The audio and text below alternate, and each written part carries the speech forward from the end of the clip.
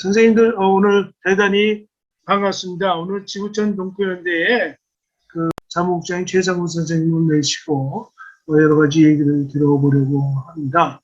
제 이름은 이용식이고요. 오늘 사회를 맡은 우리 학교와 함께하는 동포 모임의 운영위원장입니다. 지금부터 그러면은 지구촌 동포연대 사무국장 최상구 선생님을 모시고 강연을 시작하겠습니다. 먼저 우리 학교와 함께하는 동포 모임의 대표이신 양현승 목사님의 인사 말씀을 먼저 듣도록 하겠습니다. 반갑습니다. 조용필이 부르는 노래 꿈이 아니라 그 모진 차별 속에서 꿈을 펼쳐낸 자랑스러운 조선인들의 뼈아픈 희망의 꿈을 우리 함께 나누어 보도록 하지요.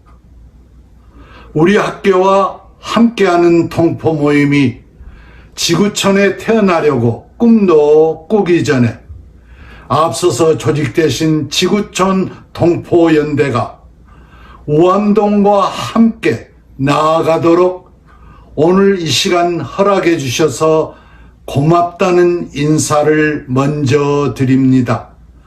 조선학교 이야기를 읽으면서 이런 꿈을 꾸면서 가슴 속에 품어 보았습니다.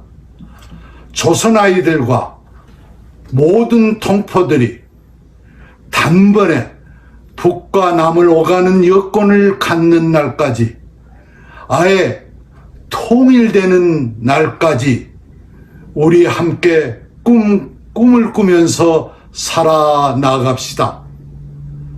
지구촌의 모든 차별받는 한인들이여, 우리 서로 꿈을 쫓아 실천하며 이루어내도록 함께 다짐합시다. 고맙습니다. 네, 감사합니다. 항상 이렇게 행사가 있을 때마다 정성을 다하여서 또 아주 간단한 메시지로 이렇게 항상 저희들에게 응원을 주시고 하시는 우리 대표님 대단히 수고가 많으시고 대단히 감사합니다. 여러분, 제가요 간단하게 강사 소개를 하고 바로 강연으로 들어가도록 하겠습니다. 최상구 사무국장님 양력 2011년부터 사할린 희망 캠페인에 참여해 현 지구촌 동포연대 사무국장입니다. 사할린 현지 방문과 영주 귀국 동포들을 만나 구슬 기록을 하였고 2015년 사할린 얼어붙은 섬에 뿌리 내린 한인의 역사와 삶의 기록을 출간했습니다. 러시아 달력의 음력과 절기, 한국의 명절을 포기한 세상에 하나뿐인 달력을 만들어 사할린 동포들에게 전하고 있습니다. 또한 지구촌 동포연대가 해왔던 웃도로 마을 살리기 운동 등 제1동포 관련 활동도 이어가고 있습니다.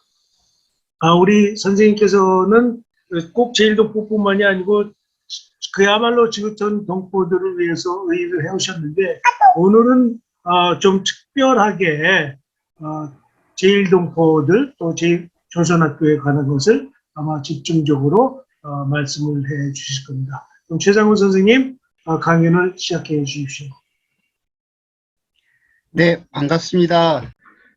특별하게 환영 인사 말씀까지 영상으로 보내주시고, 이렇게 따뜻하게 환대해 주셔서 감사합니다.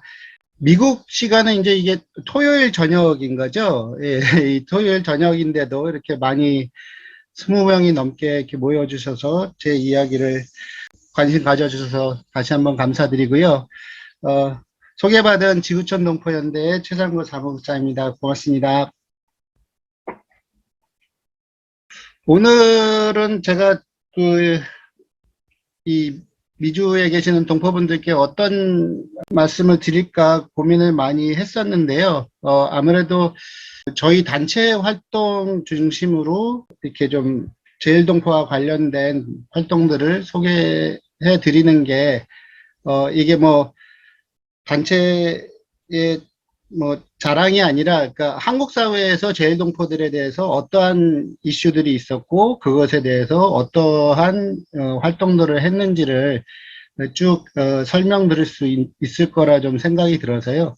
저희 단체가 했던 킹이 걸어왔던 제일동포와 관련된 활동들을 중심으로 설명을 드리면서 그동안에 제일동포 사회와 그리고 한국 사회에서 어떠한 일들이 있었나라는 것들도 좀 알 수 있지 않을까, 예, 그렇게 좀 생각이 듭니다. 사실은 작년에 조선학교와 함께하는 사람들 몽당연필이라는 단체에서 그 몽당연필이 이제 10주년 기념 행사를 하면서 그때 발표했던 내용이기도 한데요. 예, 좀 저희가 추가 보완해서 예, 설명드리도록 하겠습니다. 그러면 화면 공유를 하면서 예, PPT를 보시면서 제가 설명드리도록 하겠습니다. 저희 단체가 99년에 만들어졌습니다. 그래서 1999년에 지구촌 동포 청년들의 자발적 참여에 기초한 네트워크로서 국내 동포 간의 상호 교류와 협력을 통해 동포 사회의 평화와 인권의 실현, 그리고 한반도의 평화적 통일에 기여하고 나아가 문화적 다원주의에 입각한 공동체 실현을 위해 활동한다라는 목표로 창립이 됐고요. 주요 슬로건은 저희가 역사와 인권의 관점에서 일관되고 평등한 재해동포 정책을 라는 슬로건을 가지고 활동을 해왔습니다.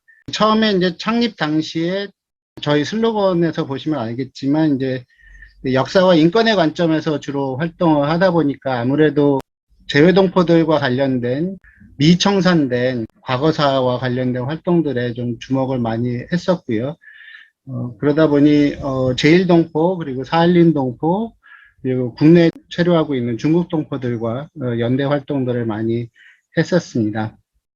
저희 단체가 쭉 해왔던 활동들을 간략하게 좀 설명을 드리면요. 99년에 창립을 하고 초창기에는 힙 프로그램이라고 요게 이제 재미동포 청년들과 교류하는 그런 그 프로그램을 했었습니다. 그래서 미국에 있는 동포들을 초청을 해서 뭐 같이 농활도 가고 이렇게 하는 그런 한국 체험 프로그램들을 했었고요. 창립 초기서부터 저희가 이제 그 조선적 제일동포 캠페인을 이어나갔고 지금까지도 계속 이어오고 있습니다. 지금까지 이어왔다는 거는 아직도 그때서부터 해왔던 내용들이 실현이 안 됐거나 그런 상황인 거죠. 그리고 재해동포 관련된 법 제정이나 개정 투쟁 등도 좀 이어져 왔었고요.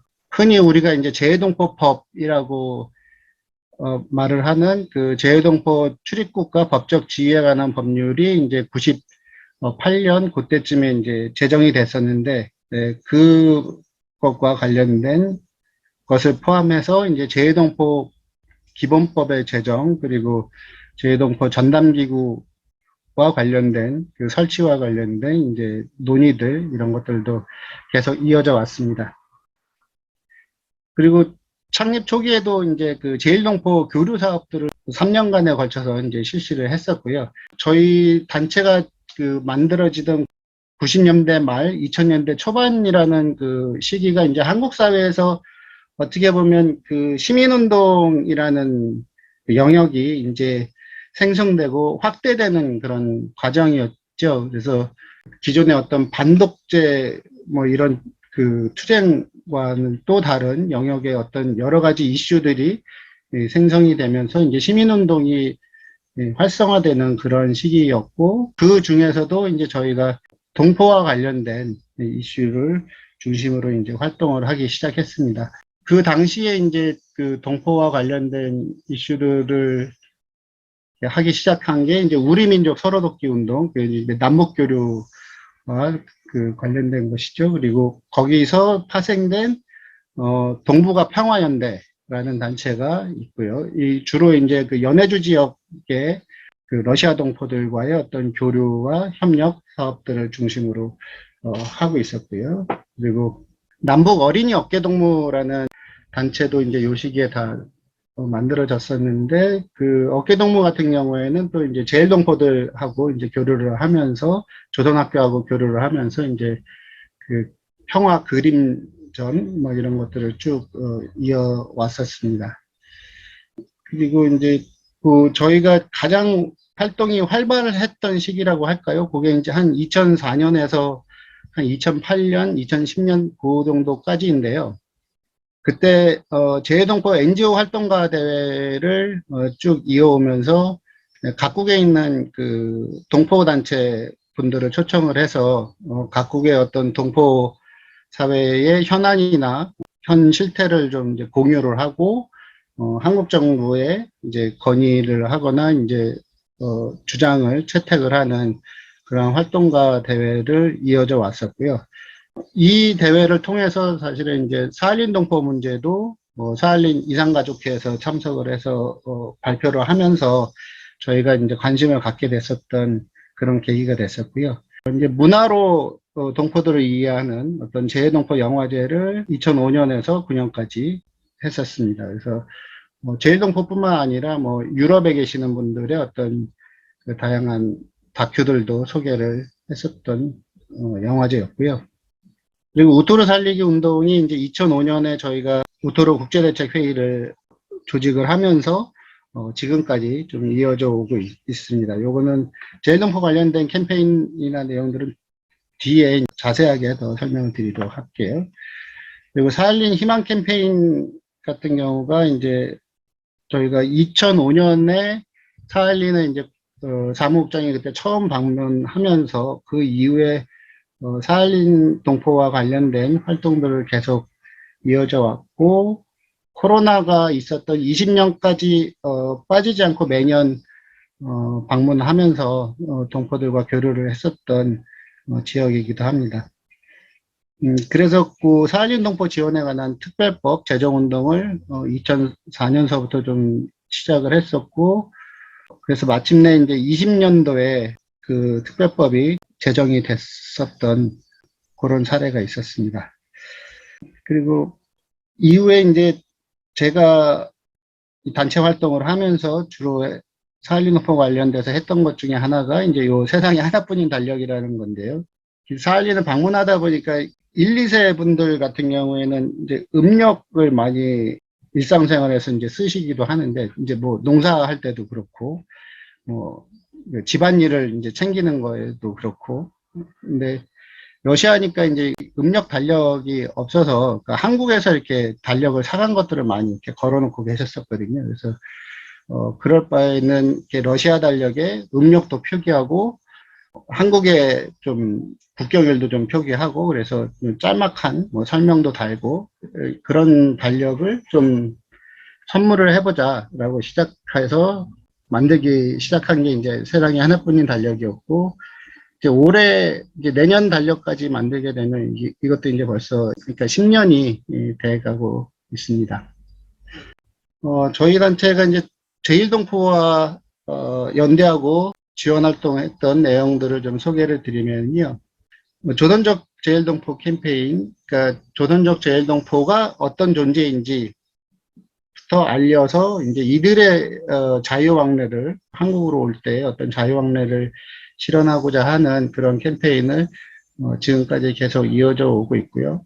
제일동포 교류 사업은 앞서도 이제 말씀드렸던 저희가 방문단을 조직해서 일본을 가기도 했고, 또 일본에서 이제 동포들이 한국을 오기도 했고, 그렇게 교류들을 했던 사업이었었고요. 신수국 선생님 초청해서 제일동포 사회의 현안들을 발표하는 그런 강연 시간을 갖기도 했었습니다.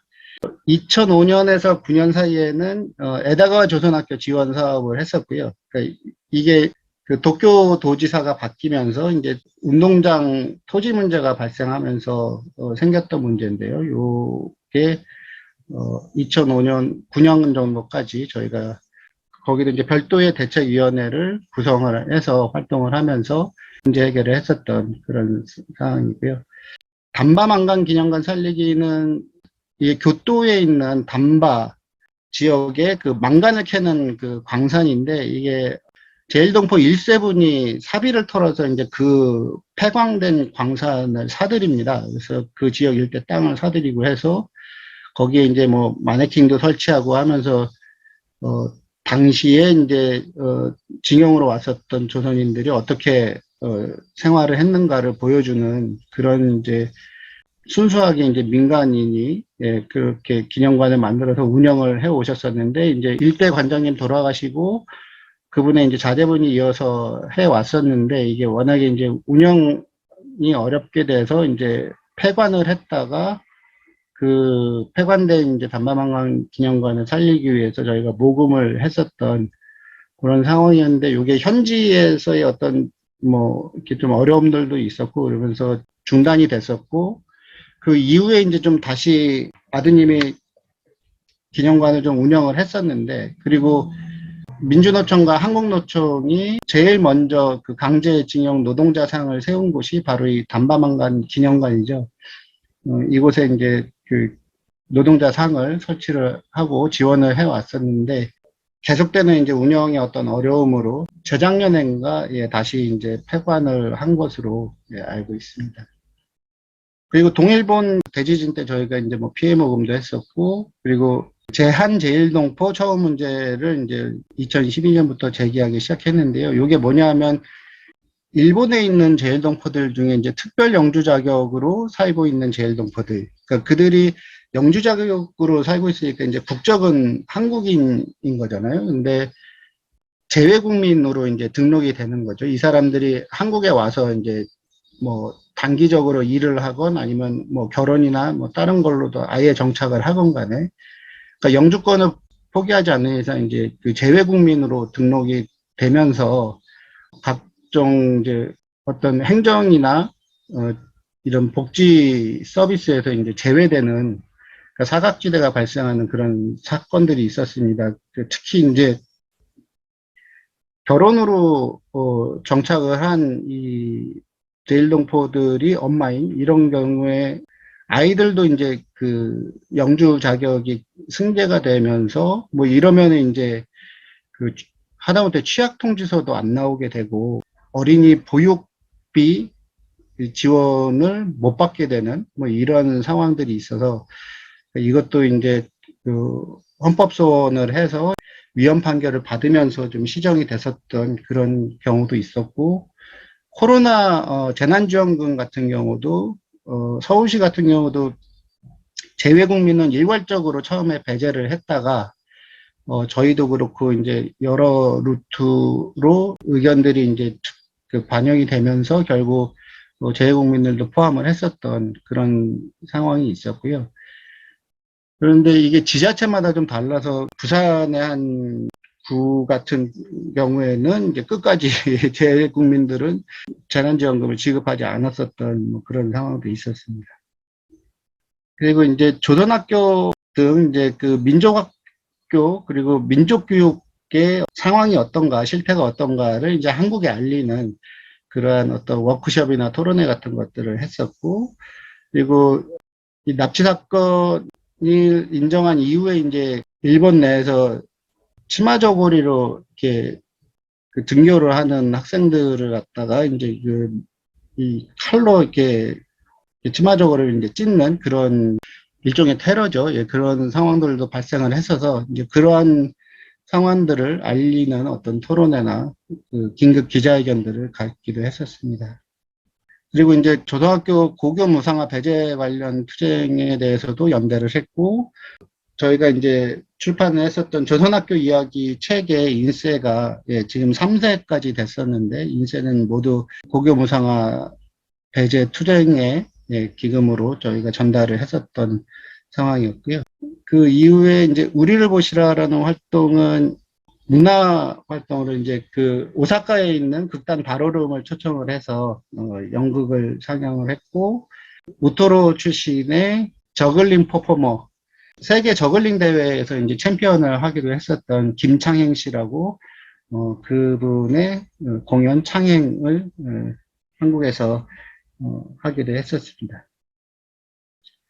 그리고 21년도에 이제 PD 수첩을 통해서 이제 드러났던 사건이었는데요. 국정원 그 해외 공작원들이 여권 발급을 공작을 하는 그런 이제 내용들이 폭로가 되면서 이제 그것과 관련한 어떤 그 기자 성명이라든지 발표 등의 활동들을 했었습니다. 이게 이제 뭐였냐면은 재외국민들한테 이제 선거권이 주어지면서 국정원에서, 그러니까 흔히 이제 총련계 사람이었다가 이제 한국 여권을 받게 된 사람들을 어떻게 이제 차단할 거냐, 뭐 이런 것들을 고민을 하면서 나온 게 이제 재외국민 선거할 때 반드시 이제 신분 확인을 위한 그 여건이 그 필수적인데, 이 여건을 재발급하거나 갱신할 때 이제 여러 가지 공작들을 하면서 재발급을 이제 포기하게 만드는, 그리고 그것 자체가 이제 동포사회에 퍼지면서 동포사회 자체를 이제 위축하게 만드는 그러한 공작들을 벌였었던 건데요, 국정원이.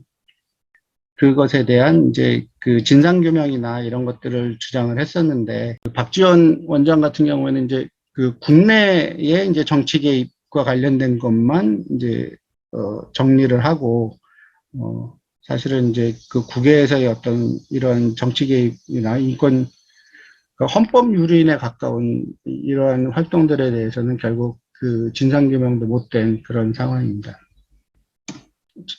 재해동포법이 이제 99년에 제정이 됐는데요. 이게 재해동포의 출입국과 법적 지위에 관한 법률이라고 해서, 이 법이 제정되게 된 배경에는 이제 IMF 이후에 주로 이제 캐나다, 미국 등에서 거주하고 있는 동포들이 이중국적 요구들을 이제 많이 해오셨고, 그리고 IMF 이후에 이제 투자가 좀 가능한 동포들을 좀 한국에서 좀 자유롭게 출입할 수 있는 그러한 지위들을 보장하자라는 측면에서 제정된 배경입니다, 법에. 근데 이 법이 처음 제정을 할 때 재해동포의 정의에서, 그러니까 두 번째에서 빨간색 글씨로 되어 있는 부분, 그러니까 대한민국 정부 수립 전에 국외로 이주한 동포를 포함한다, 이 부분이 아예 없었거든요. 그래서 그 법적으로 당시 이제 중국 동포라든지 구소련권의 동포라든지 그리고 그 조선족 동포라든지 상당수의 재해동포들을 법정에서 아예 배제를 했었던 상황입니다. 그래서 그 한국에 있던 이제 조선족 동포들이 굉장히 강하게 반발을 하면서 이제 뭐 농성도 하고 그러면서 결국에는 이게 헌법재판소에서 위헌 판결을 받으면서 이제 이 빨간색 글씨가 이제 포함이 된 건데요. 예, 이러면서 뭐 중국 동포나 뭐 구소련 동포들은 포함은 됐지만, 그 재해동포의 정의를 지금 보시면 아시겠지만 이게 한국 국적을 가지고서 이제 해외에 있는 사람이거나 외국 국적을 가지고 있는 동포, 그러니까 두 가지 종류의 동포들만 이제 재해동포로서 지금 정의를 하고 있는 거거든요. 그러니까 이를테면 무국적의 동포들은 여전히 이 법의 대상에서 제외가 되어 있는 상황입니다. 그러니까 조선족 재해동포들도 그렇고 4.16에서도 여전히 무국적으로 남아있는 동포들이 소수이긴 하지만 이렇게 있고, 중앙아시아의 그 고려인들이라고 하죠. 그분들 같은 경우도 소련에서 독립국가 연합으로 바뀌면서 그 당시에 이제 무국적 상황이 됐었던 그러한 동포들이 굉장히 많이 있는데, 지금 이제 우크라이나에도 그렇고요. 이러한 이제 무국적 동포들은 여전히 이 법의 대상에서 제외가 되어 있는 상황이죠. 그 해외 입양아들 중에서도 이제 시민권을 여전히 얻지 못한 그러한 입양아들도 그렇고요. 예, 그런 상황입니다. 그래서 그 당시에 이제 활동했었던 사진들을 잠깐 보여드리고요. 예, 이렇게 뭐 거리에서 서명 운동들, 그리고 집회, 뭐 이렇게 농성 뭐 이런 것들을 했었고요. 예. 그 조선족 재해동포 캠페인은 저희가 지금까지도 계속 하고 있는 것 중에 하나인데요. 이게 뭐냐면 일본이 이제 패전을 하면서 1947년에 외국인 등록령을 갖고 발표를 하고, 일본에 있는 조선인들은 이 외국인으로 등록을 하게 일방적으로 만듭니다. 그래서 국정란에 그러니까 조선으로 그냥 표기를 해버리죠. 그러니까 되게 외국인으로도 등록하게 하면서도 그런데 국적은 여전히 일본 국적도 가지고 있었던 일본 국적을 상실한 것 자체는 이제 샌프란시스코 조약으로 52년도에 이제 최종적으로 상실이 되는데 그 되게 이중적인 그 상황을 만들게 됐었던 거죠. 그랬던 이유는 이제 이 직후에 이제 일본 헌법에 대한 투표나 이런 것들이 일정들이 있었기 때문에 이제 여기에서 이제 배제를 하기 위한 좀 그런 측면이었다라고 좀 생각이 들고요. 이게 47년도이다 보니까 뭐 한반도에는 아무런 그 정부가 수립되기 전이죠. 그러니까 그 일본에서는 뭐 한반도를 이제 조선반도라고 칭을 하니까 그러니까 조선반도의 출신자다라는 기호로서 그러니까 실제하는 국적이 아닌 국가의 국적이 아닌 그러니까 조선반도 출신이라는 기호로서 그냥 조선을 표기를 하게 됐던 거죠.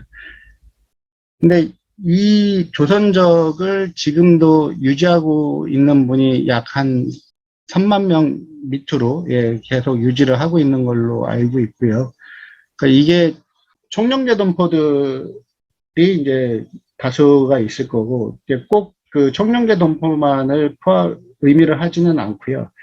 그러니까 남북이 분단된 상황을 거부를 하는 그러니까 한반도에 이제 통일된 정부의 국적을 자기는 갖겠다라는 의미로서 이제 계속 조선적을 유지를 하는 동포들도 있고, 그리고 조선이라는 이 표기야말로 그러니까 식민지 지배의 표상이고 일본이 책임져야 될 부분인 거다라고 하면서 이제 그 조선적을 계속 유지를 하시는 동포들도 계십니다.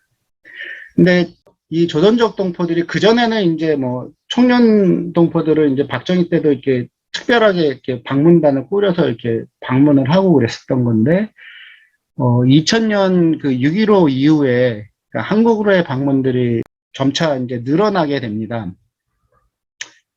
그러면서 김대중 정부, 노무현 정부 때도 물론 발급 거부를 하는 상황, 그러니까 늘어나게 되는데, 이 조선족 동포들 같은 경우에는 남북교류협력법에 의해서 한국으로 들어올 때 이제 여행증명서를 발급을 받아서 들어와야 되거든요.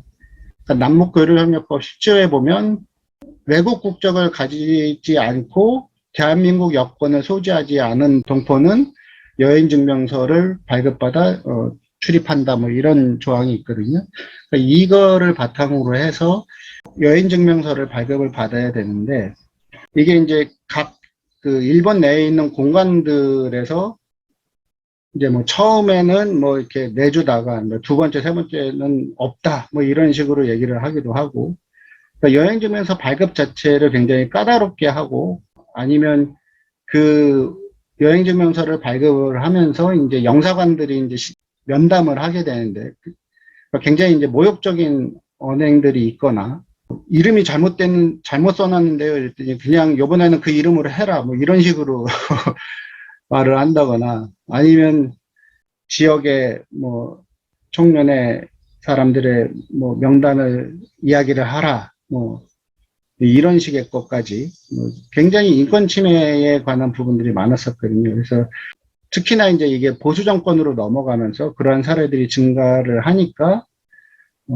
한때 이제 1000여 건을 넘었던 이 조선족 제일동포들의 한국 방문을 위한 그 여행증명서 발급 신청이 2011년 되면 이제 64건으로 급감을 합니다. 64건으로 급감하면서 아예 한국으로 오는 걸 포기하는 뭐 그런 상황이 있었던 거죠. 그와 관련돼서 저희가 이제 국가인권위에 인권 침해에 이제 진정을 넣기도 하고 발급 거부에 대해서 이제 소송도 제기를 했었습니다만 2013년에 이제 저희가 패소가 확정이 됐었던 케이스입니다.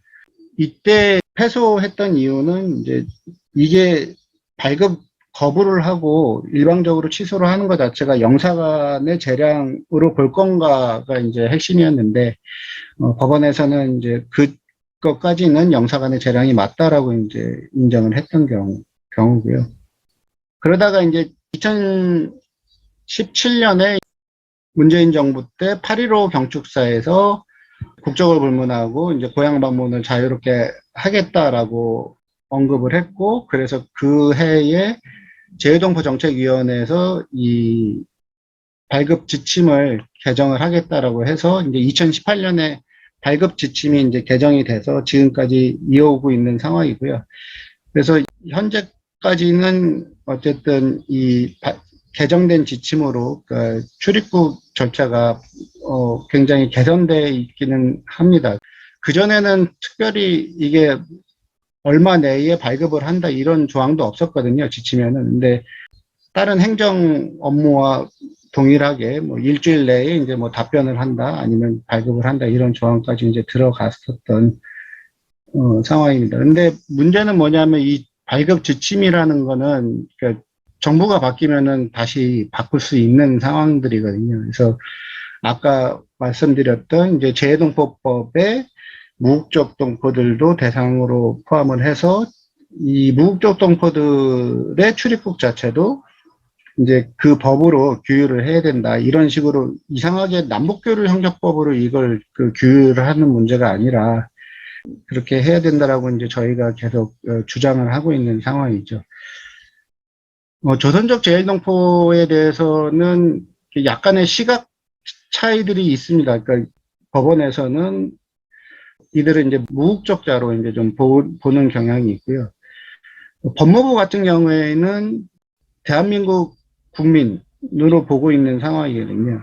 그러니까 아직 국적을 취득하지는 않았지만 한국 국민으로 보는 뭐냐면 이제 조선의 호적에 등록되어 있는 아버지를 계통으로 해서 그 직계 비속일 경우에는 이제 대한민국으로 보는 거거든요. 이게 이제 48년 정부 수립 때도 이제 국적을 그렇게 정의를 했었고, 한일국교 정상화를 하면서 65년 이후에 이제 재외동포들한테 한국적을 보유할 때도 같은 관점으로 이제 그렇게 부여를 했었기 때문에 법무부 같은 경우에는 그 대한민국 국민으로 이제 보고 있는 거죠. 그러니까 자꾸 이제 국적을 취득하라 이런 식으로 이제 강요를 하고 있는 상황입니다. 그리고 근데 이제 외교부나 국정원 같은 경우에는 일부 이제 청년계 동포들도 있고 뭐 이렇다 보니까 그냥 북한 국적으로 쉽게 취급을 해버려서 그런 측면들이 있습니다. 이 사진이 이제 저희 제일동포 교류 모임 때 이제 2002년도라고 돼 있네요. 그때 이제 한국을 찾아왔던 동포들이고요. 이 중에 이제 뭐 한국에 정착하게 된 그 조경희 교수도 눈에 보이네요. 제일동포 중에 이제 조선족이라는 게 있다라는 것 자체를 모르는 이제 한국 사회에서 이제 이들을 알리기 위해서 이제 거리 캠페인 같은 것들을 많이 했었고요.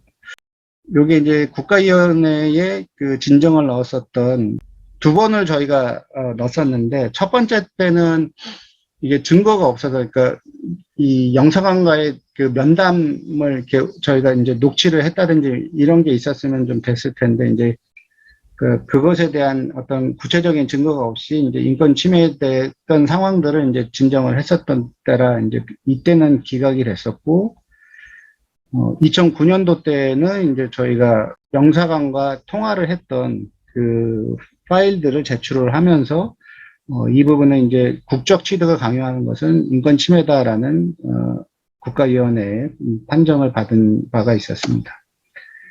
이게 이제 그 여행증명서 신청했다가 이제 불가 통보받았던 그 딱지고요. 네. 그리고 저희가 행정소송 했던 그 당사자가 바로 이 정영환 교수인데요. 요게 2016년도에 그 누구를 위한 화해인가 그 박유하 교수의 책을 이제 반박하는 그 책을 한국에서 출판했을 때 북콘서트를 위해서 이제 초청을 했었는데 이제 입국이 거부가 됐습니다. 그래서 그때 이제 항의 기자회견했던 그 당시의 사진이고요. 당시 이제 민변의 정영순 회장님 그리고 서승훈 교수님 그리고 박노자 교수 그리고 이제 일본군 위안부 문제 연구하고 계시는 이제 김창록 교수님 그리고 성공회대의 조경희 교수. 그러니까 조경희 교수도 이제 조선족 동포였다가 이제 한국 쪽으로 바꾸고 이제 한국에 결혼하면서 이제 정착을 한 그런 케이스입니다. 그래서 요때 그 기자회견 하면서 좀 일부 한일 그 네트워크 그리고 한일 교류를 활동하는 활동가 중심으로 네트워크가 좀 구성이 되면서 이 조선족 제일동포 입국 실현을 위한 모임이라는 타이틀로 좀 텔레그램 방이 만들어지면서 그 방 중심으로 그때 2017년도에 광화문 1번가에 이제 정책 제안을 했었던 그 당시 이제 사진입니다. 제가 정책 제안서를 만들었고, 이제 피켓이나 이런 것들은 이제 몽당 연필에서 회원분들이 많이 나와주셔서 같이 함께 했었던 사진입니다. 두 번째로 이제 우토로 살리기 운동인데요. 이게 우토로 마을 같은 경우에는 1941년에 이제 그 교토 인근에 이 비행사를 양성하기 위한 그리고 그 비행기들을 이제 수리하기 위한 공장과 그 비행장 건설을 위한 그 대규모 국책 사업으로의 이제 건설 현장이 이제 생기게 되는데 이 교토 비행장 건설에 이제 몰려들었던 동포들이 조선인들이 패전과 함께 그냥 방치돼 버린 그러한 상황입니다. 당시 이제 비행장 건설 모집에 광고를 할 때 어떤 광고가 있었냐면 여기 오면 이제 배급이 있고 머물 때가 있다, 기거할 때가 있다 이런 식의 이제 광고들을 많이 했고 또 하나는 당시 징용령 이후에 이제 굉장히 징병이나 징용장들이 이제 막 그 일본에 있는 동포들한테도 날라오는 상황에서 여기는 국책사업장이니까 징병이나 징용을 피할 수 있다라는 것에 이제 많은 그 일본 내에 거주하고 있는 동포들이 이 교토 비행장 건설 현장으로 모이게 되죠. 그래서 한 2천여 명 있었던 현장인데 최대 1,300명 정도까지가 조선 사람들이었다라고 하는 이제 증언이 있습니다. 근데 이 사람들이 이제 패전이 되자마자 공사가 스톱이 되고 뭐 임금이나 뭐 이런 것들도 뭐 이렇게 제대로 정산이 안 된 상태에서 그냥 노동자들 숙소죠. 왜 한바라고 하잖아요. 그럼 일을 하면서 이제 머물고 있었던 그 상태로 그냥 방치가 되면서 이 사람들이 고철을 줍고 뭐 이러면서 이제 막 그 사격장에 가서 이제 탄피 모아서 뭐 이렇게 연명을 하고 뭐 논밭에 가갖고 이제 뭐 그 수확하고 남은 것도 이렇게 이제 주워 와서 이제 연명을 하기도 하고 이러면서 이제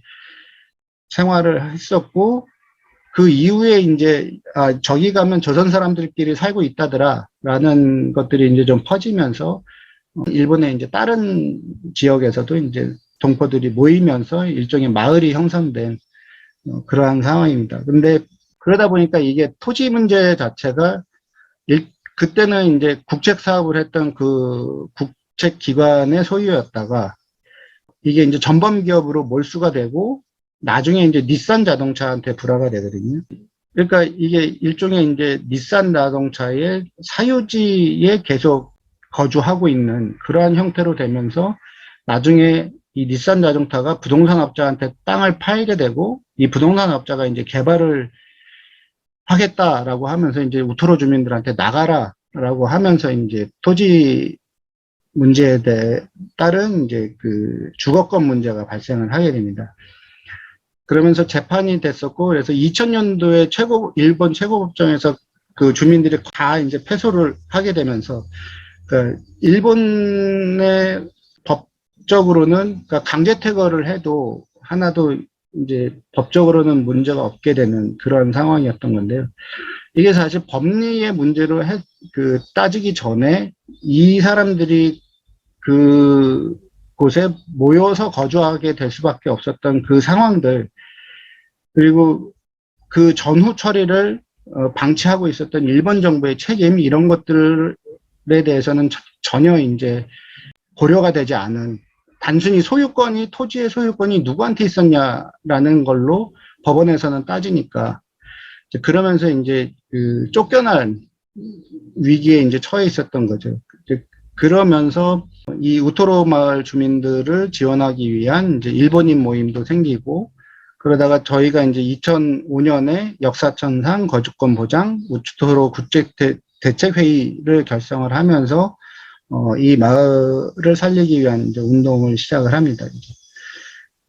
그러면서 결국에는 토지가 문제였기 때문에 그러면 토지를 우리가 매입을 해서 이 사람들이 계속 거주할 수 있게 하자라는 게 이제 목표였고, 그러면서 한국 정부 또한 그동안의 제일동포들에 대해서 기민 정책으로 일관해 왔고, 이렇게 마을이 방치되는 상황 역시 한국 정부도 일부의 책임이 있다라고 이제 저희는 제기를 하면서 한국 정부도 지원에 나서라라고 이제 끝까지 쭉 계속적으로 이제 설득을 했었고요.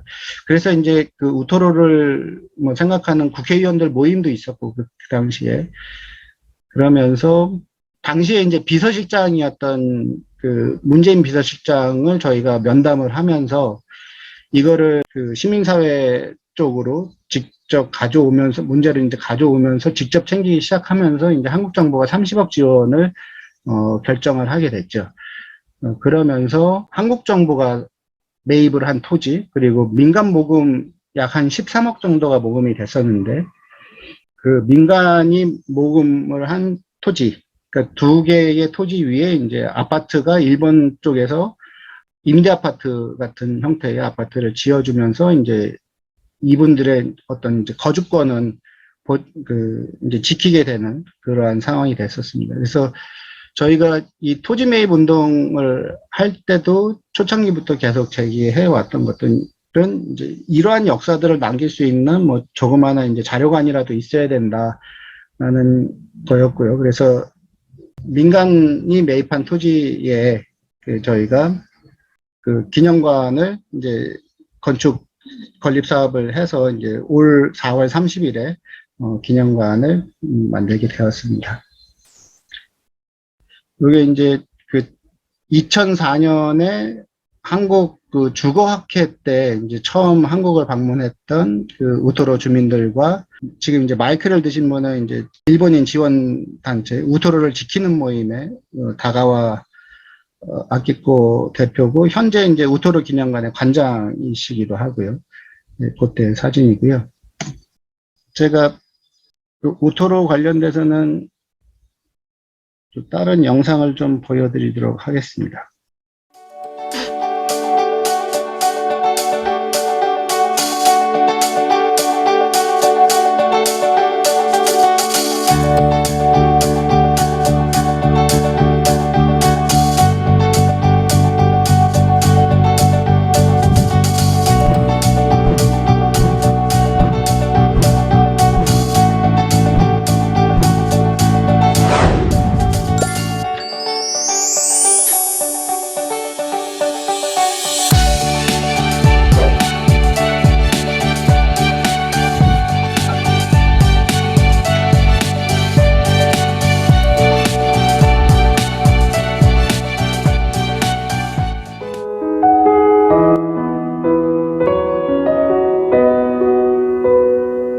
이 한바가 그 1980년대까지도 실제로 주민들이 거주를 했었던 마지막 남은 한바 중에 하나였습니다. 이거는 저희가 매입한 토지 바깥에 있는 거여서 저희가 요번에 그 기념관 쪽으로 해체를 해서 여기다 다시 복원을 한 상황인데요.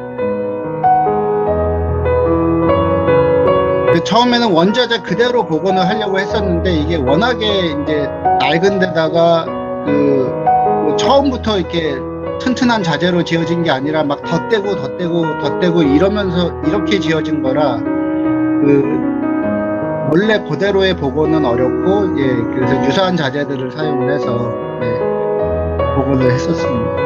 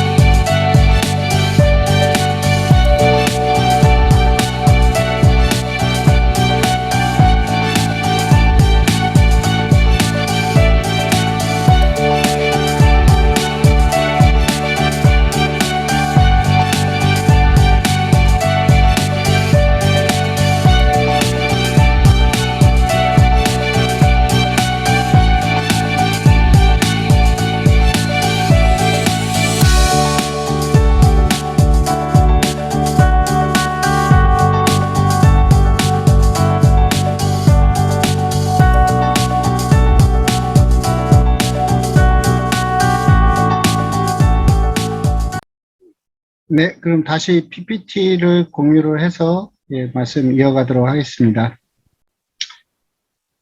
예, 여러분은 방금 전에 그 일본 교토부 우지시에 있는 그 우토로 평화기념관을 둘러보고 오셨습니다.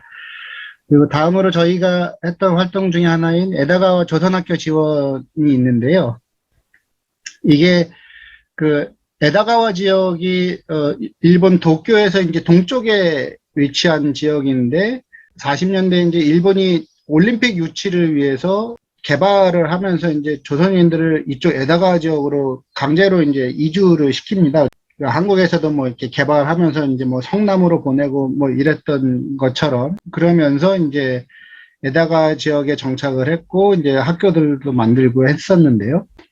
문제가 됐던 게 이 학교의 운동장 부지가 이제 도쿄도의 토지였습니다. 그래서 굉장히 저렴하게 이제 내지는 이제 무상임대 형태로 이제 사용을 해왔다가 도쿄도지사가 그 우익인사로 바뀌면서 이 땅에 대해서 이제 사용을 중지하겠다 뭐 이렇게 되면서 이제 그 재판이 시작됐었고 다행히 이제 재판부에서 화해를 요청을 했고 그래서 시가에 얼마 정도의 가격으로 그러면은 토지를 매입을 해라 뭐 이런 식의 이제 조정이 들어와서 그 당시에 이제 저희가 그 요것도 이제 모금 활동을 일단 했었던 거죠. 그래서 대책위원회를 꾸리고 빼앗지 말아요 우리 학교 뭐 이렇게 이제 그 대책위를 꾸리고 당시에 이제 윤도현 밴드의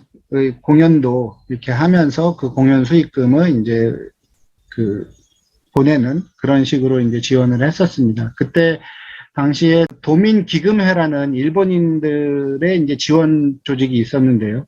그러니까 저희가 학교를 이제 직접적으로 하지는 못하고 그 도민기금회를 통해서 이렇게 지원을 했었던 그러한 상황입니다.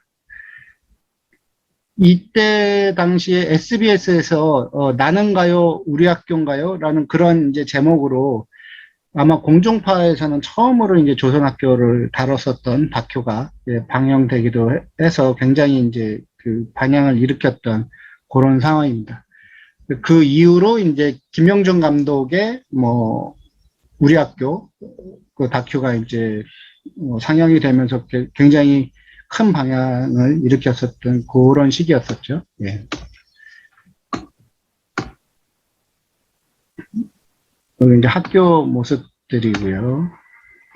이때가 이제 재판 승리 10주년 기념해서 2017년에 그 모임이 있었습니다. 그래서 축하 모임에 있었고, 그리고 도민기금에서는 이제 학교에다가 스쿨버스, 미니버스 한 대를 또 기증을 했었던 그런 모임이 있었습니다.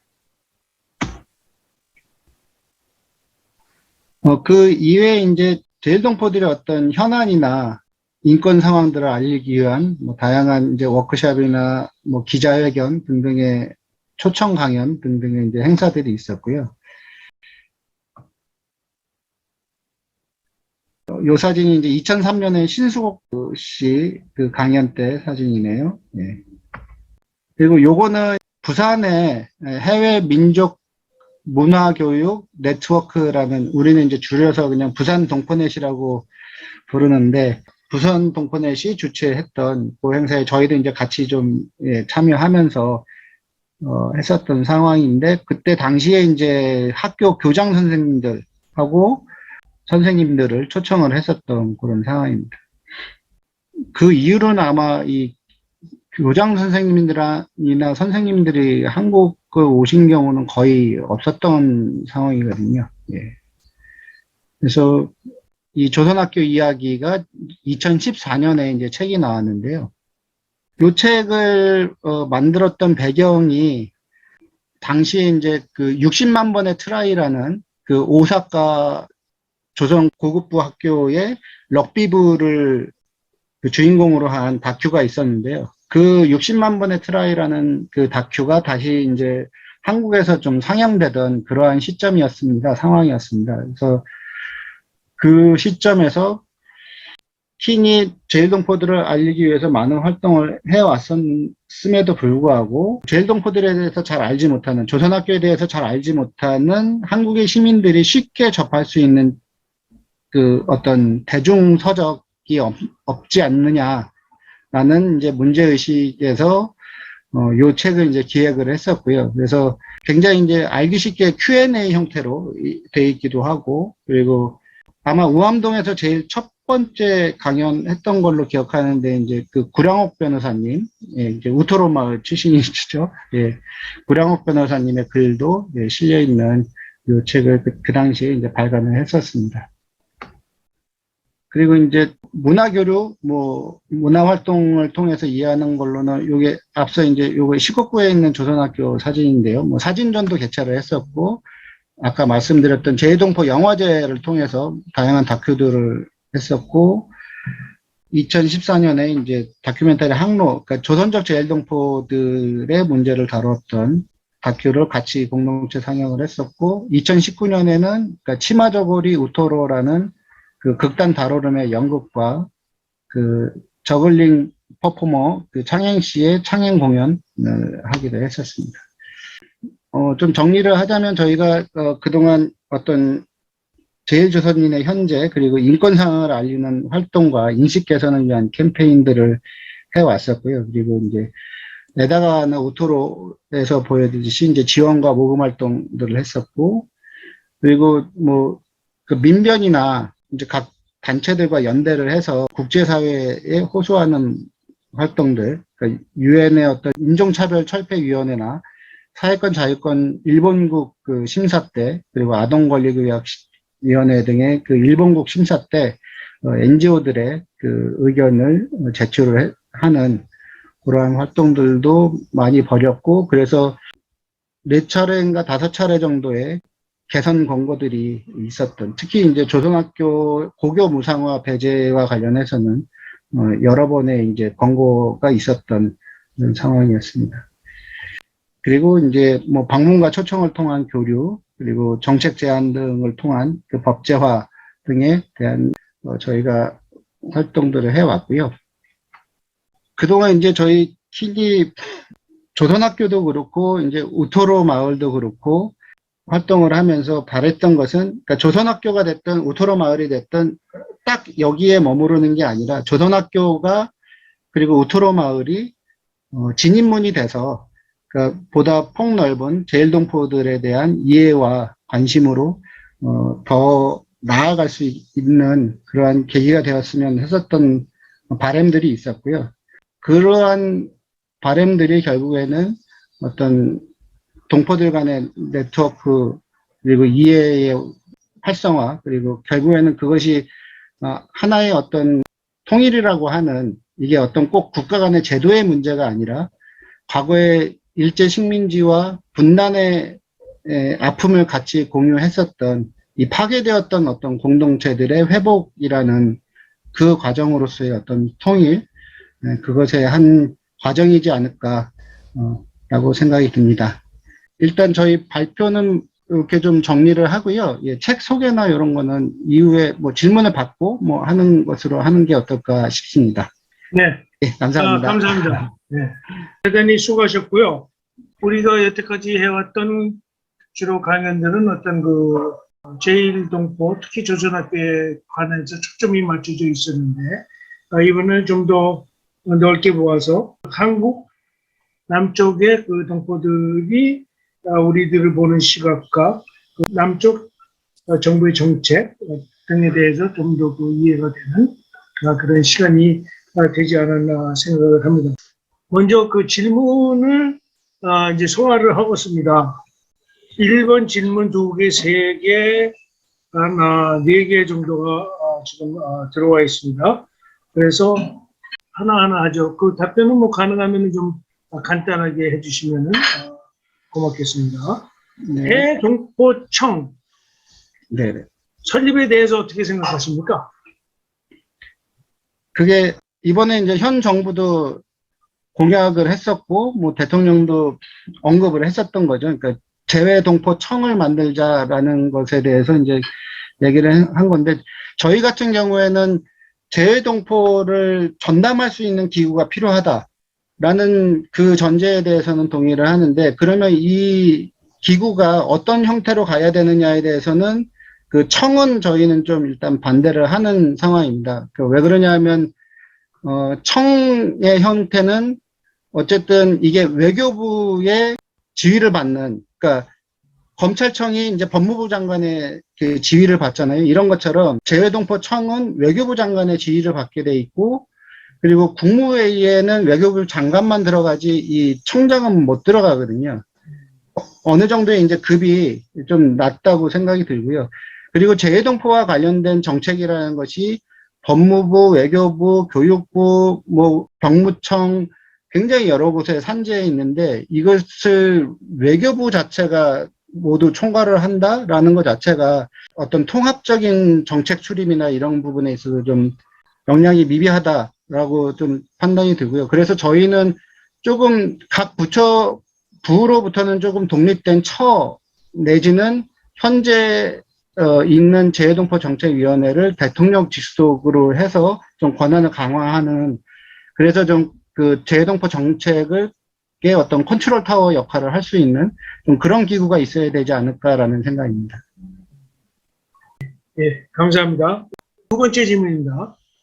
시내에서 재미동포, 제1동포, 사할린 동포 등에 대한 행사를 99년부터 쭉 해오셨는데 한국에 계시는 동포들의 반응이 보통 어떠신지요? 그리고 99년부터 지금까지 한국에 계시는 동포들의 인식 변화가 있었습니까? 있었다면 어떻게 변화하였나요? 이게 두 번째 질문입니다. 네, 한국의 시민들과 그리고 이제 정부의 어떤 정책이나 이렇게 좀 두 가지 측면에서 말씀드릴 수 있을 것 같은데요. 한국의 시민들 같은 경우에는 급변하지는 않았지만 어쨌든 굉장히 많은 호응들은 있었다라고 말씀드릴 수 있습니다. 왜냐하면 저희가 우토로 살리기 운동하면서 2005년에서 2008년 정도까지 모금 활동을 했었는데요. 그때 이제 에다가 조선학교도 그때 모금을 했었고 그 시기가 다 비슷한데요. 그 당시에 우토로만 하더라도 이제 저희만 모금한 것이 아니고 아름다운 재단, 뭐 그 민중의 소리 언론, 그리고 한겨레 20일 뭐 이렇게 다 같이 했었고, 이제 MBC는 그 특별방송을 편성을 해서 모금 그 방송도 했었고요. 그리고 이제 PD 수첩에서 계속 이제 좀 알려나가고 이러면서 그 당시에 모금 활동에 한 15만 명 정도가 참여를 했었거든요. 그러니까 이게 어떻게 보면 그동안 우리가 해외 동포들에 대해서 무지했다라는 일종의 이제 반성이기도 한 것 같고, 그리고 이제 그 당시에 이제 그 강제 퇴거 위기가 바로 이제 눈앞에 있었던 어떤 좀 급박한 그런 상황이었다라는 점도 좀 반영이 돼 있었던 것 같습니다. 그러면서 그럼에도 불구하고 이제 여전히 뭐 제1동포나 뭐 해외 동포들에 대해서 사할린 동포나 이런 부분들에 대해서 잘 몰랐다라고 하는 게 여전히 많기는 한데요.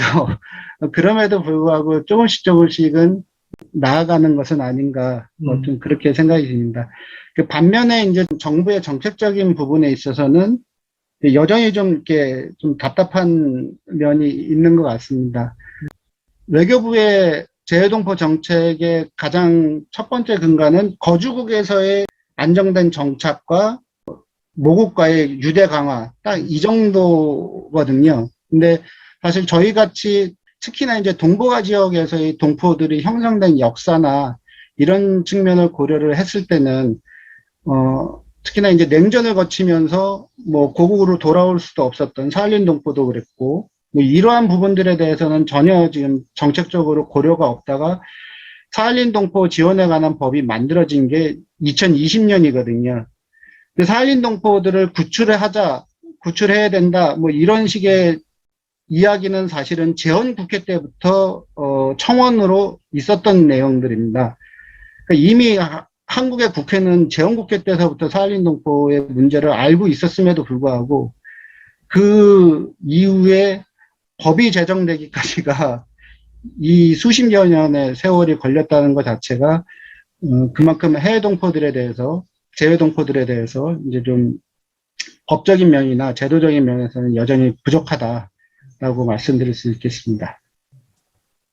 앞으로도 계속해서 변화가 되어 있어야 되겠죠, 법적으로. 네네. 그 인식의 변화는 아마 정치적인 판단으로 이루어지는 것이기 때문에 뭐 그렇게 쉽게 변하거나 그러지는 않을 것이라고 생각이 듭니다. 세 번째,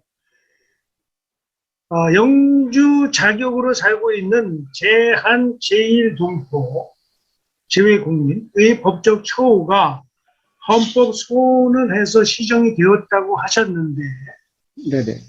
2012년 이후 지금은 유의미한 변화가 있었다고 생각하십니까? 아직 부산이 재외국민이라 해서 재난지원금도 지급하지 않는다는 이야기를 하셨는데 사람들의 인식은 어떤지, 어떤 다른 어려움이 있는지도 알고 싶습니다. 네네. 미국에서도 왜 그 영주 자격으로 그러니까 시민권이 아니라 이렇게 체류하시는 분들 계시잖아요. 근데 이분들이 한국으로 들어갔을 때 완전히 이제 한국에 그냥 정착하겠다라고 하게 되면 해외 이주법상에 이제 영주 긴급 신고를 하면서 그 영주 자격을 포기하면 이제 내국인과 동등한 그 지위가 이제 다시 회복이 되거든요. 근데 제1동포들 같은 경우에는 여기 한국에서 그 태어나서 뭐 외국으로 일본으로 간 것도 아니고, 그러니까 특별 영주 자격은 그야말로 식민지 때서부터 선조들이 계속 일본에 살아왔고, 그 일본에서 나고 자란, 그러니까 문화적으로도 이게 한국인이 아니라 일본에 더 가까운 이런 동포들의 특성이 있는 상황이고, 이 특별 영주 자격 자체가 그냥 주어진 것도 아니고 식민지 관계에서 굉장히 동포들이 어렵게 자신들의 그 법적 지위를 갖기 위해서 노력해온 결과인 거고, 좀 이런 상황에서 이 영주 자격을 그러니까 포기한다라는 것 자체가 굉장히 동포들에게는 좀 어려운 그런 부분들이 있습니다. 그리고 한국에 계속 체류하게 되는 상황이 안 될 수도 있는 거고, 그랬을 경우에는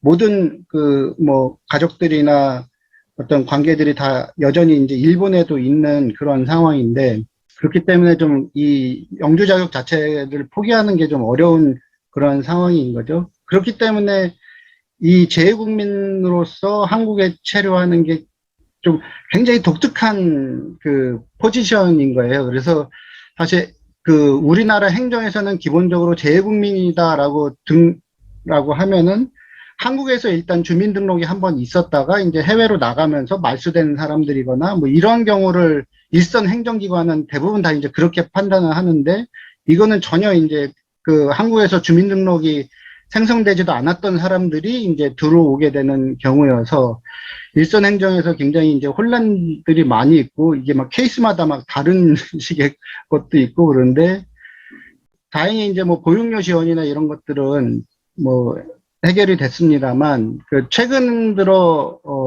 주민등록을 하는 경우에 이 재외국민 같은 경우에는 주민등록증이 재외국민이라고 아예 딱 찍혀서 나와요. 그러니까 이게 주민으로 등록이 돼 있긴 하지만 재외국민이다라는 게 그 명시적으로 돼 있어서 약간의 이제 차별적인 게 작용할 수 있는 그런 그 요소가 있고, 특히나 그 최근에 저희가 들었을 때는 그 은행 뭐 대출이나 이런 부분에 있어서 그 재외국민으로 등록된 사람들에 대해서는 뭔가 굉장히 그 심사나 이런 것들이 엄격하게 까다롭게 뭐 된다거나 뭐 이런 것에 뭐 좀 있다라는 얘기들을 좀 들었습니다. 예. 그리고 이제 또 하나의 문제는 병역 문제가 있는데요. 이게 병역법 시행령이 개정이 되면서 2020년 5월까지 이제 그 93년 이후에 태어난 사람들은 그러니까 토탈로 3년을 거주하게 되면, 한국에서 3년을 거주하게 되면, 무조건 이제 신체 검사를 받아야 하는, 그러니까 그런 식으로 병역법이 좀 개정이 됐어요. 그 재외국민 2세의 혜택이 이제 그 상실이 되면서 신체 검사를 받아야 되는 그러한 식으로 이제 병역법 시행령이 개정이 됐는데, 이렇다 보니까 이제 제일동포들 같은 경우에는 이미 와서 이제 정착을 해서 아예 그 지금 직장 생활도 하고 있었고, 뭐 결혼도 하고 있었고, 뭐 이랬던 많은 동포들이, 특히 남자들 같은 경우가 이제 그 유학이나 이런 것들을 중단한 채 이제 일본으로 돌아간 그러한 좀 케이스들이 있었는데요. 이러한 부분에서도 조금 의무는 똑같이 이렇게 막 부여를 하면서, 그러니까 권리 부분에 대해서는 이게 포괄적으로 하지 않는 모순이 있는 것은 아닌가, 좀 그런 생각이 듭니다. 네. 제가 사회를 보면서도 참 힘든 게, 저는 이게 국민이라고 하는 개념이 없어가지고, 이게 참 여러 가지로 조금 혼란스러운 면이 있는데, 어쨌든 오늘은 조금 여태까지 해왔던 강연과는 조금 다른 형태의 그 어떤 질문이 오고 가고 있는 것 같습니다. 네 번째 질문입니다. 말씀을 듣고 보니 제일동포들에게는 한국에서의 법적인 투쟁, 특히 조선적 제일동포 캠페인 출입국에 대한 법적 제한, 영세관의 횡포들이 무척이나 중요하구나 하는 생각이 들었습니다. 2018년 출입국의 지침 개정으로 출입국 절차가 개선되었다고 말씀하시면서 제일동포 지침위원회라는 말씀을 하셨는데, 한국에 제일동포 지침위원회라는 게 있습니까? 그럼 제미동포 지침위원회 등이 있는지, 제동포들에 대한 정책, 지침을 다루는 정부 기관이 따로 있는지 궁금합니다. 네네. 그 부분은 제가 좀 발음이 정확하지 않았었던 것 같은데요. 제외동포 정책위원회입니다. 제동포 정책위. 네네네. 그게 이제 국무총리 산하로 그동안 있었던 거고, 제일동포 정책을 전반적으로 심의하고 의결하는, 그러니까 국내에서는 이제 그 가장 높은 그 위원회였었는데요. 요게 작년인가부터 다시 외교부 장관이 장으로 하는 위원회로 좀 격화가 됐어요. 그것도 좀 문제라고 생각이 들고요. 어쨌든 제일동포 정책위원회가 1년에 한 번 정도 사실 이렇게 회의가 열려갖고 뭐 안건들을 의결하고 뭐 이런 수준의 활동밖에 없었고, 그 제일동포 정책위원이라고 해서 이제 제외동포들도 그 위원으로 뭐 선임을 하고 임명을 하는데, 이 위원들 같은 경우가 권한 자체가 그렇게 많지가 않아요. 뭐 어떤 조사를 한다거나 자료를 요구한다거나 이런 권한이 있는 게 아니고, 그냥 그 정책위원회가 열렸을 때 그냥 참석해서 심의를 의결하는 정도의 그 권한밖에 없는 그러한 상황이고, 해서 지금 국회에 발의가 되어 있는 제동포 기본법의 대부분의 내용들이 이 정책위원회를 법적으로 좀 강화해서 그 제동포 전담 정책기구로서 역할을 하게끔 하자라는 측면의 이제 법안들이 현재 있습니다만, 아까 말씀드렸듯이 그 전담기구 자체는 좀 더 통합적인, 그러니까 통합적으로 정책을 수립을 할 수 있어야 하는 거는 각 부보다는 약간은 좀 실질적인 권한이 더 있는 좀 그러한 형태로 가야 된다라는 좀 생각이 있습니다. 네, 감사합니다. 여기 또 굉장히 중요한 질문이 하나 있는데요. 일단 훌륭한 강연 진심으로 감사드리고, 해외 동포들끼리 서로를 알아갈 수 있는 계기가 이렇게 주어진 것이 참 중요하다고 생각합니다. 사할린 동포와 제일동포들의 역사와 아이덴티티에 있어서 비슷한 점과 차이점은 어떤 것이 있습니까? 간단하게 알려주시면 감사하겠습니다. 네, 맞습니다. 사할린 동포 같은 경우에는 1905년에 그 사할린이라는 섬을 일본이 이제 러일 전쟁에서 승리하면서 북위 50도를 기준으로 남쪽을 이제 일본령으로 편입이 되죠. 그러니까 홋카이도 위에 있는 굉장히 길다란 섬인데요.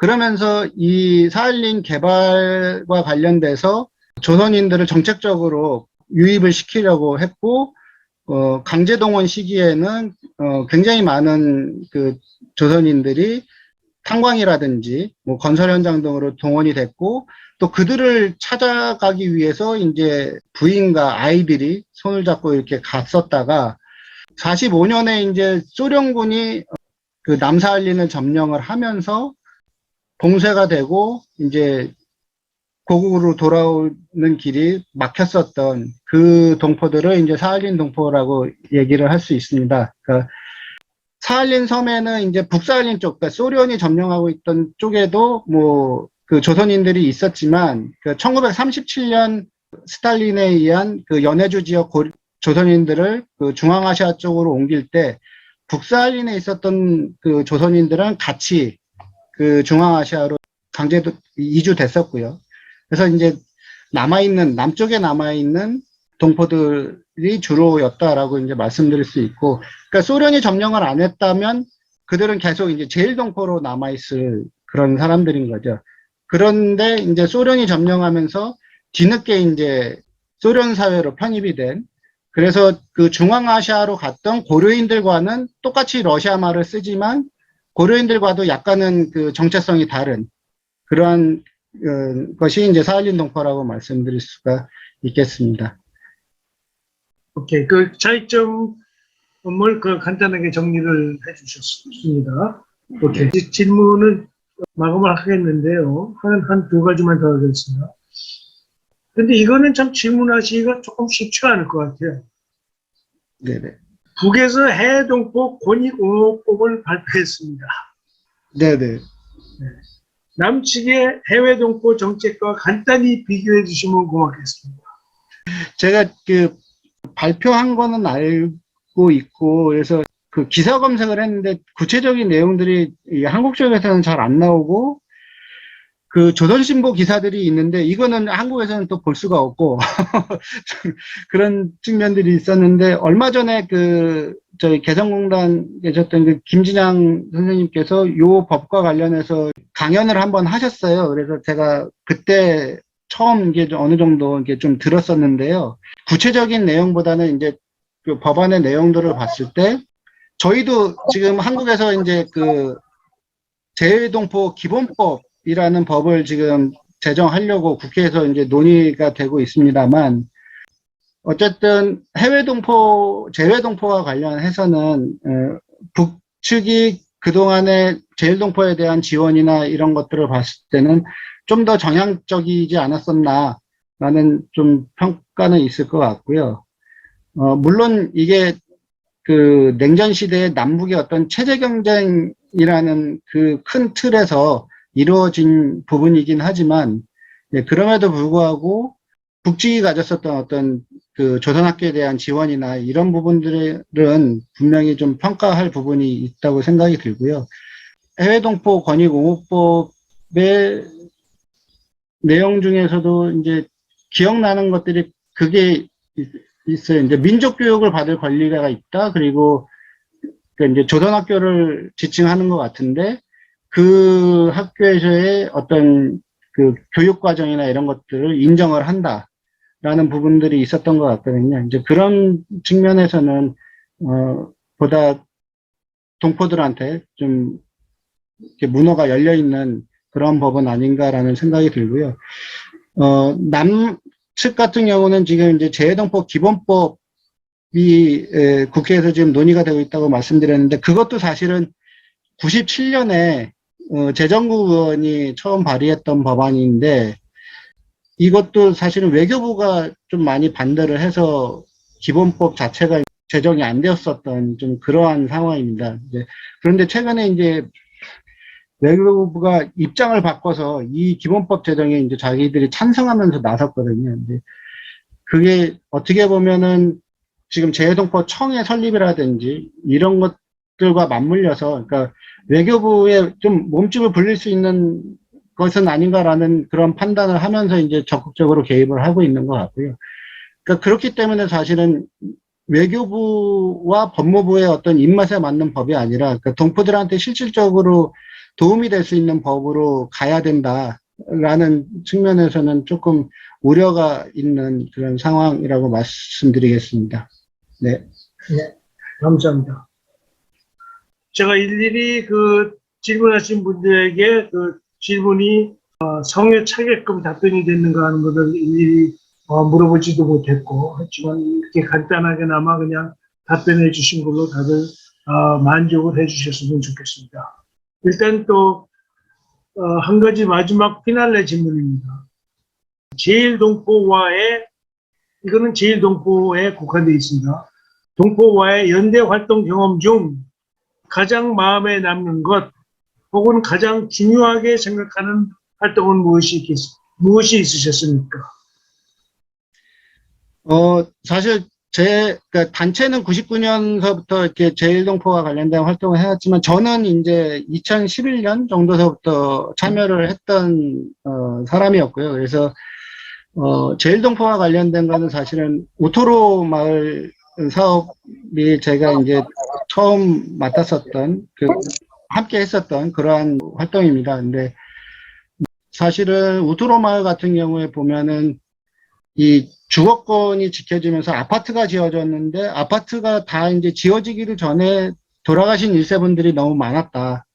그러니까 너무나 늦게 이렇게 좀 뭔가가 되고 있는 것 자체가 굉장히 많이 좀 가슴이 아팠고요. 그렇기 때문에 더욱더 기념관이라는 공간으로 남아서 이 동포들의 역사를 그러니까 후대에 계속적으로 전할 필요가 있다라는 거를 좀 느꼈습니다. 그거는 또 하나는 뭐냐면 제가 우토로 방화 사건을 아까 말씀을 못 드렸는데 작년 8월 30일에 이 20대 일본 청년이 마을에 들어와서 불을 질렀어요. 그러니까 불을 질러가지고 한 7채 정도가 불에 타는 전소되는 그러한 피해가 발생을 했는데 그 중에는 초등학교를 다니는 아이들이 있는 집도 있었고요.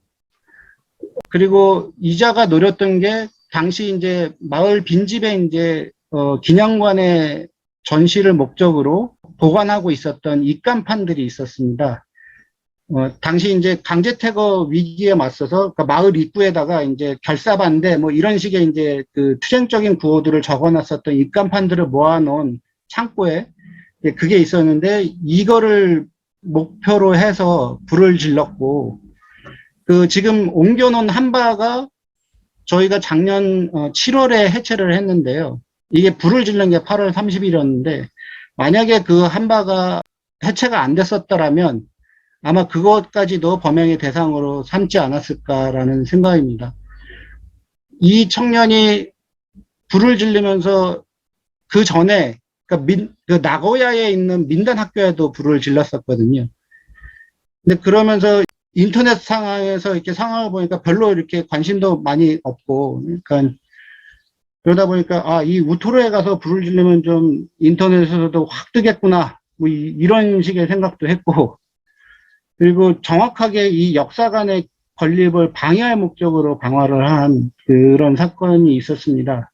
그런데 우토로에서 이제 영문 기자들 클럽에 이제 기자회견을 위해서 이제 도쿄에서 기자회견이 있었었는데 그 당시에 이제 가서 했던 내용 중에 하나가 할머니 우토로 1세분들이 그렇게 말씀을 하셨다고 그래요. 만약에 그 사람이 불을 지르기 전에 마을을 한번 왔었으면 내가 밥이라도 차려서 한번 같이 밥이라도 먹었으면 아마 그렇게 불을 지르지는 않았을 텐데 라고 하면서 오히려 그 청년의 앞날을 걱정을 하는 동포 어르신들의 말씀이 있었다고 합니다. 그런 점에서 동포분들이 가지고 있는 어떤 같이 살아야 한다라는 그러한 소중한 마음들 그런 것들이 좀 많이 느껴졌었고요. 그래서 결국에는 거주국에서는 이제 소수자일 수밖에 없고 이러한 각국의 해외 동포들이 재외 동포들이 다 가지고 있는 그러한 상황인 건데 결국에는 현지에서 공존을 모색하는 그리고 그런 어떤 문화가 다양하게 인정을 받는 그런 길들을 현지의 분들과 함께 이렇게 찾아 나가야 되지 않을까 그렇게 생각합니다. 감사합니다. 그러면은 질의응답은 이것으로서 끝을 내겠습니다. 또 뭐 많은 것들도 있겠지만 저희 시간도 아무래도 한정이 되어 있고요. 앞으로 10여 분 내로 한 8시까지 공식적인 강의는 마치도록 하겠습니다. 그럼 선생님께서 여태까지 말씀을 해주셨는데 저희들이 또 한 가지 선전을 하고 싶은 책이 하나 있어요. 그 지구촌 동포연대에서 발간하신 차별을 딛고 꿈꾸는 아이들 조선학교 이야기라는 책인데 이 책입니다. 이 책의 그 뒤에 보면은 마지막에 이제 이런 말이 있죠. 이게 서경식 도쿄대학 교수께서 하신 말씀인데 추천의 글에서 나온 겁니다. 서경식 씨는 뭐 아시다시피 서승 그 동생분이십니다. 당신이 과거 일본의 식민지 지배를 긍정하지 않는다면 현재도 계속되는 식민지 지배를 용인하지 않는 것은 당연한 일일 것이다. 역사인식이 없다는 얘기죠. 조선학교는 항상 식민지 지배 책임을 부인하고자 하는 일본 지배층들에게 상징적인 표적이 되어 왔습니다. 그 압력에 대한 저항은 조선반도 남이든 북이든 제1이든 분단 이데올로기를 넘어 전 민족적으로 공유해야 될 과제다. 학생들이나 부모들에게 그런 자각이 있는지 없는지를 떠나서 조선학교는 이 투쟁의 최전선에 놓여 있다. 최전선에 선 사람들을 고립시켜서는 안 된다. 저는 이 책을 뭐 다 읽어보지 않으셔도 이 마지막에 있는 글만 읽으셔도 아마 굉장한 감동적인 그 책이 아닌가 생각을 합니다. 제가 이거를 일본에 2017년도인가 가가지고 그 조선대학교에서 그 개개 60주년 할 때 그 책을 파는 곳에서 구입을 했는데 아주 그 조선학교에 대해서 쉽게 이해할 수 있고 그러한 책입니다. 그래서 이거를 이렇게 출간을 해주시고 하신 그 최상무 선생님에게 감사를 드리고 지구촌 동포연대에 그리고 이 책이 저희한테 약 한 지금 저한테 2권이 있고 은영님 책 몇 권 있어요? 이 책? 4권 있습니다. 4권 남아있네요. 6권이 남아있습니다. 이 6권을 저희들이 일단은 그 20불씩에 모십니다. 해외에는 안 보냅니다. 미국 내에서만 20불입니다. 종료 포함해서 제가 해외를 한번 보냈는데 해보다 안 했고 그래서 안 하는 걸로 제 마음속으로 결정을 했습니다. 6권이 남아있으니까 사실 분들은 저한테 연락을 주시거나 우리 그 운영위원들에게 연락을 주시면 어떻게 할 수 있는지 알려드리겠습니다. 그 최상구 선생님에게 이 책에 대해서 약 한 5분 정도 소개를 하시고 어떻게 구입할 수 있는지도 좀 알려주시죠. 한 5분 내로 부탁드리겠습니다. 네네. 일단 뭐 미국에 일단 책이 있으니까 그거를 그 소진하시는 게 제일 그 합리적인 것 같고요. 한국에서 또 보내려면 또 그게 있으니까 그 이후에 그 조선학교 이야기 책 같은 경우에는 그러니까 저희 쪽으로 연락을 주시면 한꺼번에 좀 취합을 해서 연락을 주시면 저희 쪽에서 좀 그 금액이랑 이런 거를 출판사랑 협의를 해서 좀 다운을 해가지고 할 수 있도록 그렇게 좀 진행을 그렇게 좀 해보도록 하겠습니다. 그리고 이 조선학교 이야기를 이제 다 뗐다. 뭐 이렇게 하시는 분들은 이 제일조선인과 조선학교라는 그 책이 있습니다. 이 지금 화면이 잘 안 보이는데요. 요 책은 이제 뭐냐면 이 입문서에 가까운 조선학교 이야기를 읽었다 하면은 약간 이제 심화 학습 그래서 좀 공부하고 싶으신 분들은 요 책도 있으니까 좀 소개를 드리고요. 그리고 우토로와 관련해서는 올해 이 일본에서도 출간이 됐고 한국에서도 출판이 됐습니다. 우토로 여기 살아왔고 여기서 죽으리라 라는 제목의 책이 있습니다. 요거는 이제 저희가 펴낸 건 아니고 도서출판 품에서 일본에 있는 출판된 책을 번역해서 동시 출간한 책이고요. 이 도서출판 품이 제1동포와 관련된 책들만 전문으로 출판을 하고 있는 그 출판사입니다. 그래서 검색을 해보시면 교토 조선학교 습격사건, 이것도 이제 여기 품에서 출판을 한 거고요. 그리고 제1동포 간첩 사건의 피해자분의 어떤 그 적이라든지, 그리고 그 김말리라고 소아마비 때문에 이제 중증 장애인이 됐던 제1동포인데, 이분이 이제 그 극단을 이렇게 활동을 하시는 그런 분이신데, 그 김말리 동포에 관한 책도 이제 번역이 출판되어 있고, 그 다양한 좀 여러 권의 책들이 제1동포를 이해할 수 있는 책들이 많이 그 번역 출판되어 있으니까요. 예, 그 부분도 참고해 주셨으면 좋겠습니다. 네, 감사합니다. 앞으로도 계속해서 좋은 책도 많이 출간해 주시고 좋은 활동 계속해서 이어나가시기 바랍니다. 그리고 5년 선생님 한 권 예약했는데 예약은 받아들이고 일단 입금이 되면은 드리겠습니다. 그러면은 이제 린다 모 선생님 우리 다음 활동에 대한 예고편을 말씀해 주시죠. 광고. 네, 오늘 정말로 듣기 어려운 좋은 강의 해주셔서 감사합니다. 저희는 내년이 2023년 우리에게 일본 간동대 지진으로 익숙한 간토대 학살, 그러니까 조선인 학살이 있은 지 100년이 되는 해입니다.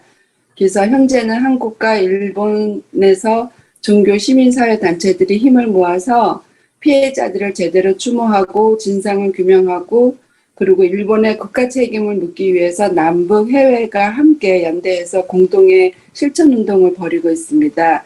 그 운동에는 첫째 번이 간토대 학살 진상규명 및 피해자 명예회복을 위한 특별법 제정 추진, 두 번째가 간토 제노사이드 국제학술회의, 세 번째가 100주기 한국과 일본의 공동주최 추모식, 네 번째가 간토 역사 상설 전시관, 그리고 다섯 번째가 국제사회의 간토 제노사이드 문제를 소개하는 데 집중하고 있습니다. 여기에서 저희 우리 학교와 함께하는 동포모임에서도 이 운동에 동참하고, 또 무엇보다도 미주 한인들도 간토 대학살에 대한 관심을 높이기 위해서 8월경에 관계자분들을 모시고 오늘과 같은 간담회를 하려고 합니다. 이것은 일본에서 활동하시는 오은정 선생님이 많은 도움을 주고 계시는데요. 자세한 일정은 아직 안 나왔지만 저희가 자세한 일정이 나오고 포스터가 올라오면 많은 관심과 참여를 부탁드립니다. 감사합니다. 네, 감사합니다. 우리 린다만 선생님 아주 열심히 활동을 해주시고 계시는데 대단히 감사합니다. 그러면은 이것으로서 일단은 공식적인 행사는 마치겠습니다. 더 나은 세상을 위해 공정한 언론의 역할을 다하고자 노력하는 JSTV는 전 제작진의 자발적인 참여로 만들어지는 독립 언론이자 대한 매체입니다. 방송이 마음에 드셨다면 응원의 표시로 지금 좋아요, 구독 버튼을 눌러주세요. 감사합니다.